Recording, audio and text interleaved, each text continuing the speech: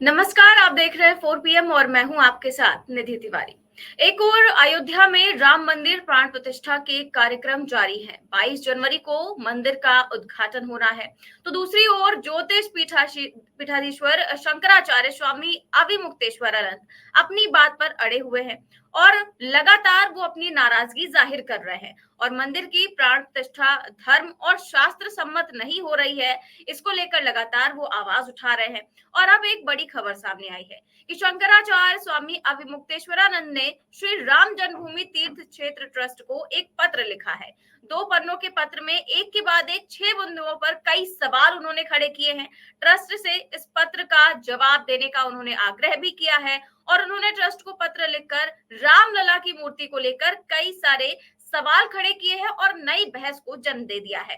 तो क्या कहा है उन्होंने और क्या कुछ है, इसके आगे की चर्चा हम करेंगे और इस चर्चा में हमारे साथ मौजूद है अरुण कुमार सर, राजनीति विश्लेषक हैं और धर्म की अच्छी खासी समझ रखते हैं और आपने सुनाई है, कई बार हमारे साथ चर्चा में जुड़ चुके हैं। सर, बहुत बहुत स्वागत है आपका।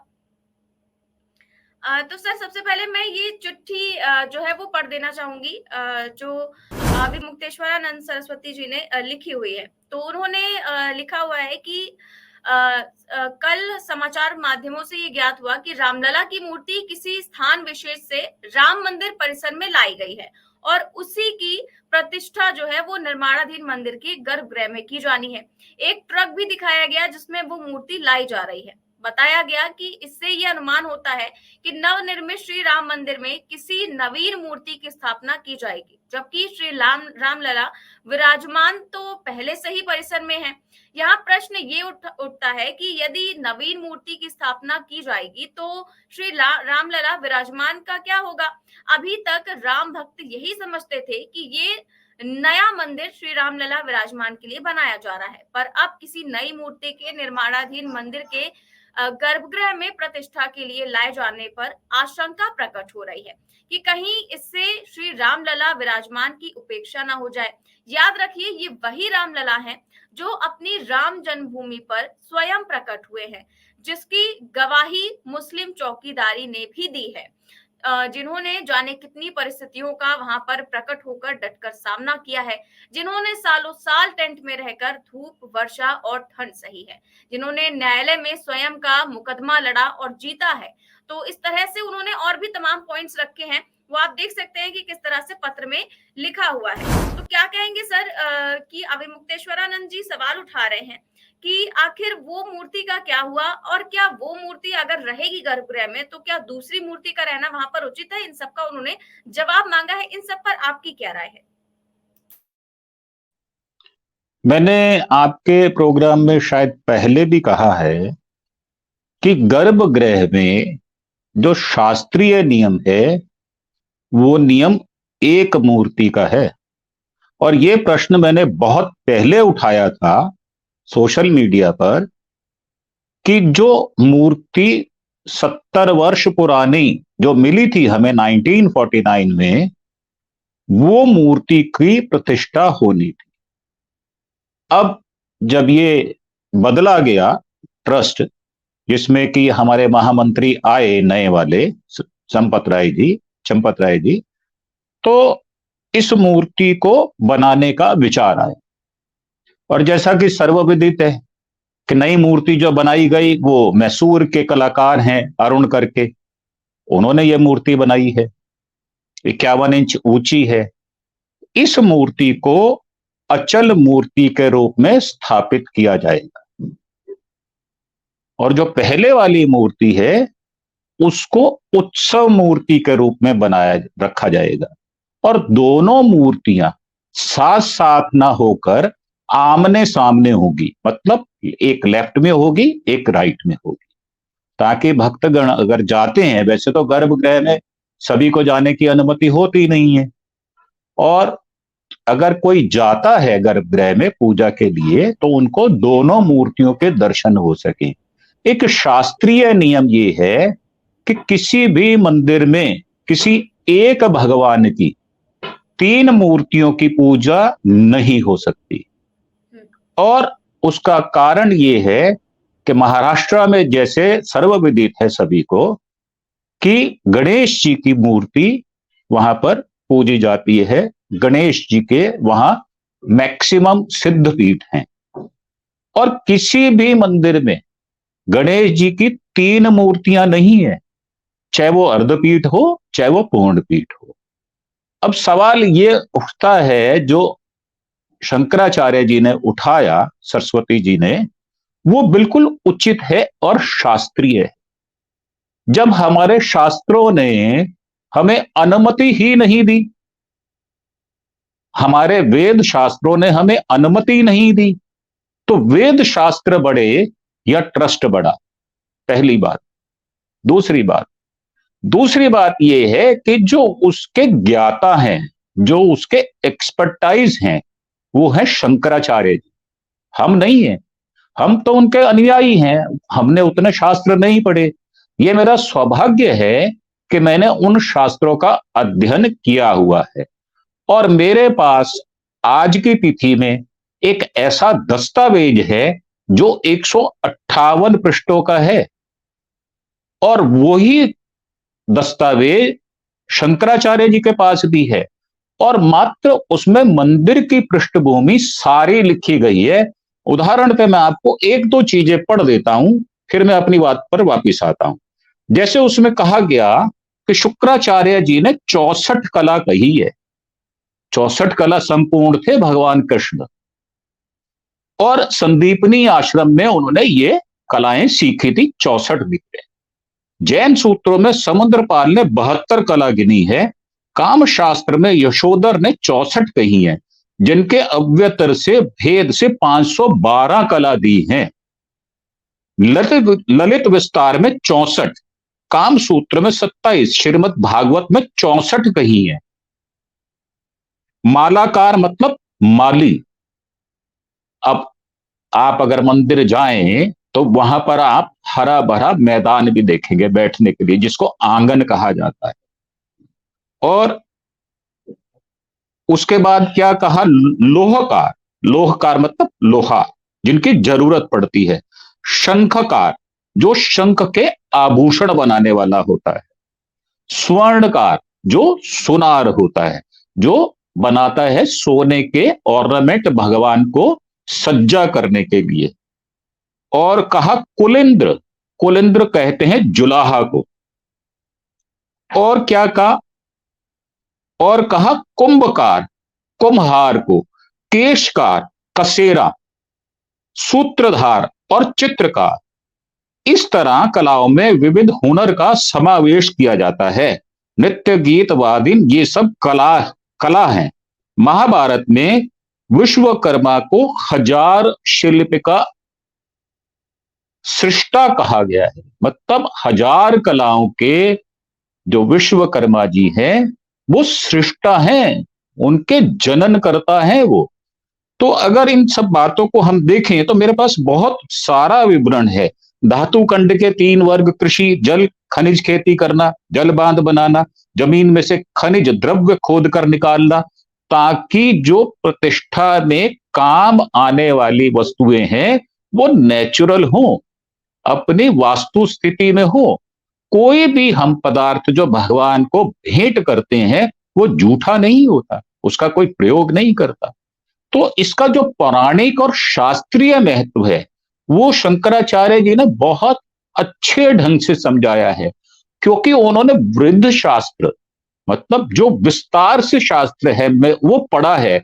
और मेरे जैसा तुच्छ व्यक्ति जिसने बहुत अल्प पढ़ा है, अल्प पढ़ने के बाद भी मेरे पास कुछ चीजें ऐसी हैं जो विशेषता उत्पन्न करती हैं। मैं अपनी बड़ाई नहीं कर रहा, ये ज्ञान किसी के पास भी हो सकता है, और मैं उनके समर्थन में खड़ा हूं, और मैं तो उनका फॉलोवर हूं, उनका अनुयायी हूं। अनुयायी किस लिए हूं? क्योंकि मैंने जो उन्होंने बातें कही हैं उसको सत्यता की कसौटी पर खरा उतरते हुए देखा है। अगर किसी की कोई बात कही जाए और वो ठीक ना हो तो कोई नहीं मानेगा, और उसको तर्क संगत माना जाता है। तर्क संगत बातों का समर्थन करना एक ये धर्मनिष्ठ व्यक्ति का चरित्र होता है। जो बात उन्होंने कही, जो उन्होंने प्रश्न उठाए, वो सर्वथा उचित है। एक और आपको ज्ञान होगा कि 3 मूर्तिकारों ने मूर्तियां बनाई हैं। एक जयपुर के भी हैं जिन्होंने बनाई है, पांडे सी हैं, उनके पुत्र भी हैं, उनका एक पौत्र भी वहां लगा हुआ है। उसकी बहुत सारी डिटेल भी आई है। उन मूर्तियों को भी प्रतिष्ठित किया जाएगा। मतलब ये कि रामलला का मंदिर एक, ये मैंने आपके प्रोग्राम में पहले भी किया है, और मूर्तियां 4, और चारों मूर्तियों की पूजा होगी वहां पर, जो शास्त्रीय नियम के विरुद्ध है और सर्वथा अनुचित है। तो मैं शंकराचार्य जी के समर्थन में खड़ा हूं और मेरा ये पुरजोर विरोध है। अगर आपको बनाना ही है तो एक मंदिर राम जी का अलग से बना दिया जाए। जो राम जी की इमारत है, जो बिल्डिंग है, जो उनका क्षेत्र है, उसमें चारों मूर्तियों को सुशोभित ना किया जाए।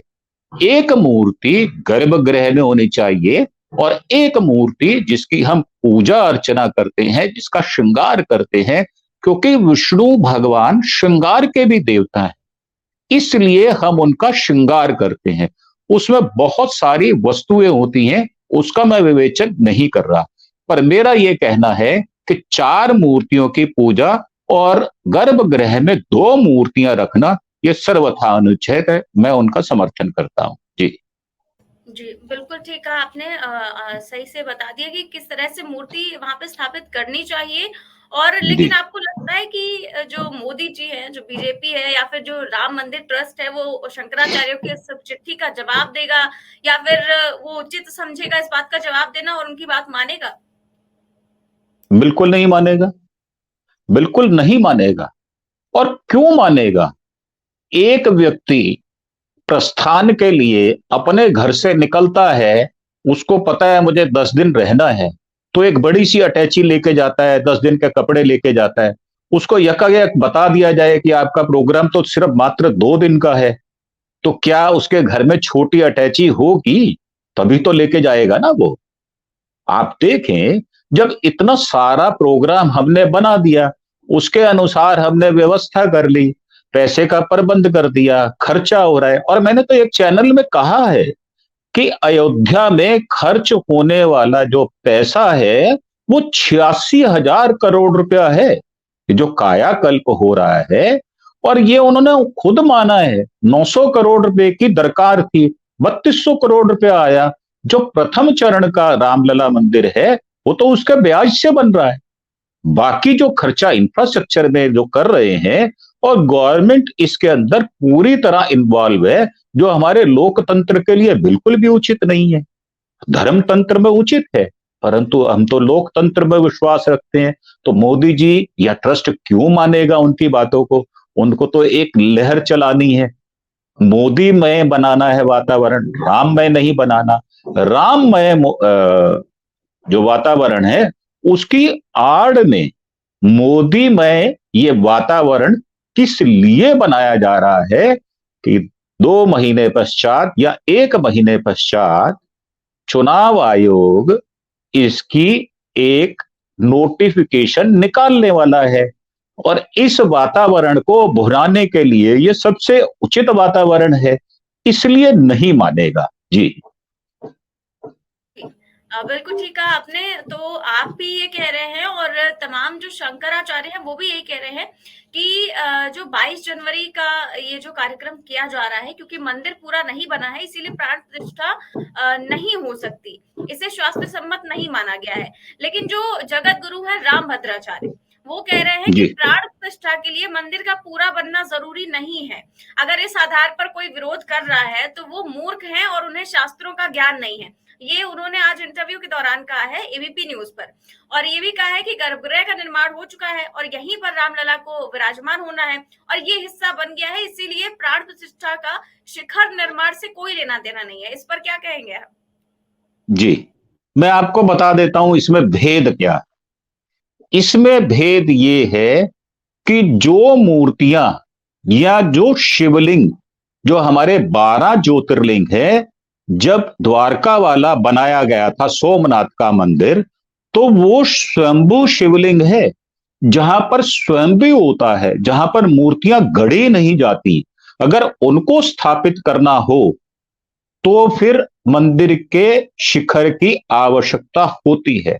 जब आप स्वयंभू बनाएंगे तो वहां पर जैसी स्थिति होती है यथास्थिति में उनकी पूजा कर ली जाती है, जैसे कि रामलला जी की टेंट में की गई, जैसे कि सरस्वती जी महाराज ने लिखा भी है कि वर्षों वर्षों उन्होंने वर्षा झेली है, तूफान झेला है, वायु झेली है। क्यों? क्योंकि वो स्वयंभू मूर्ति है। अगर स्वयंभू मूर्ति की आप स्थापना कर रहे हैं तो शिखर की आवश्यकता नहीं है। आप तो मूर्ति किसकी स्थापना कर रहे हैं? जो अरुण जी ने बनाई, जो मैसूर के रहने वाले हैं, आप उसकी प्राण प्रतिष्ठा कर रहे हैं। और उसी की सारी जो आप प्रोसेसिंग कर रहे हैं, उन्हीं को रखा जा रहा है, अन्न में, जल में, फूलों में।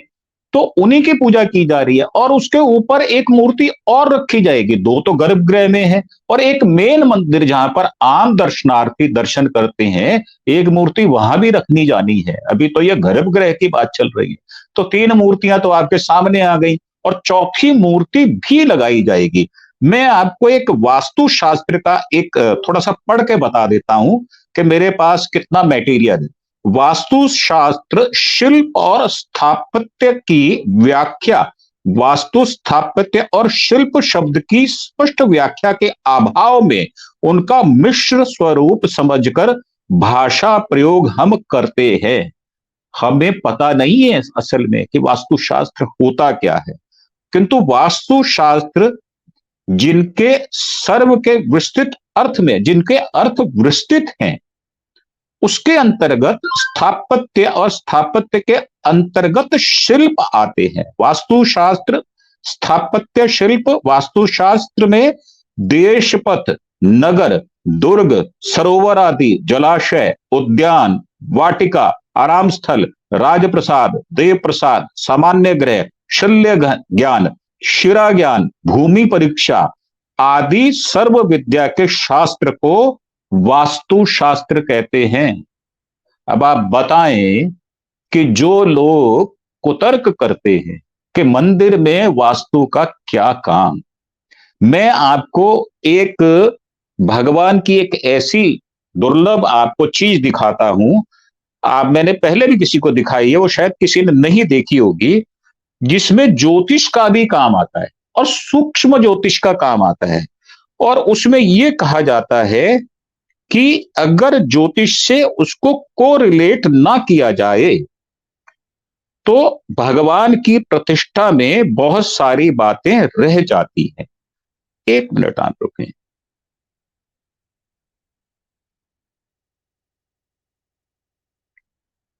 जी, ये आप देखें, जी 1 मिनट में ये भगवान राम की मूर्ति है, चित्र है उनका। इसके अंदर 27 के 27 नक्षत्रों को बिठाया गया है। जी,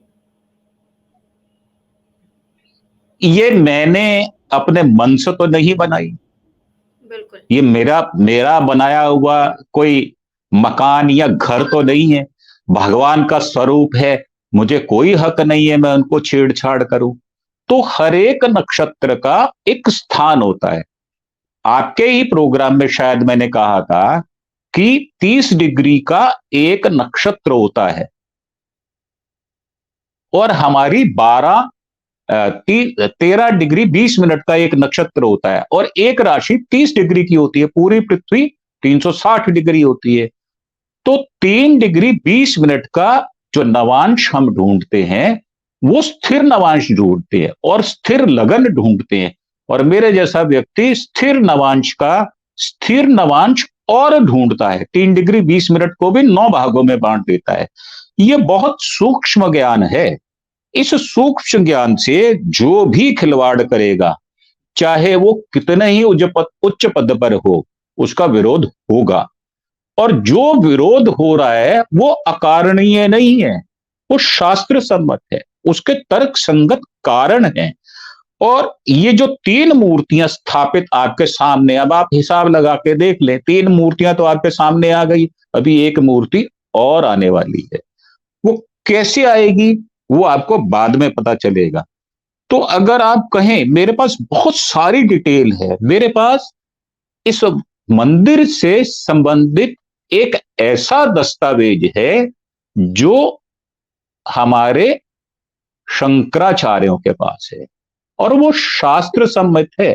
मैं आपको बता देता हूं, इस मंदिर में भी जो स्थापत्य कला का इस्तेमाल किया गया है वो उड़िया से लिया है। राजस्थान में जो हमारी नागर शैली है उससे लिया गया है। जो हमारे गुजरात में शिल्पकार हैं वो बना रहे हैं। और जब शुरू में शिल्पकार इसको बना रहे थे तो इसमें 1000 मूर्तियां लगाई जाएंगी और उसमें राम भगवान के जीवन का, चरित्र का चित्रण होगा। तो कारीगर नहीं थे।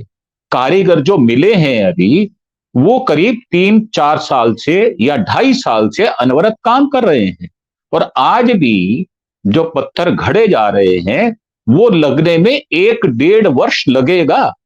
2 वर्ष पूर्ण लगेंगे। दिसंबर 2025 के अंदर यह मंदिर कंप्लीट होगा, क्योंकि इसमें जो मूर्तियां 3 लगाई जा रही हैं वो अभी बनाई गई हैं, इसलिए उनकी प्राण प्रतिष्ठा करना बहुत आवश्यक है।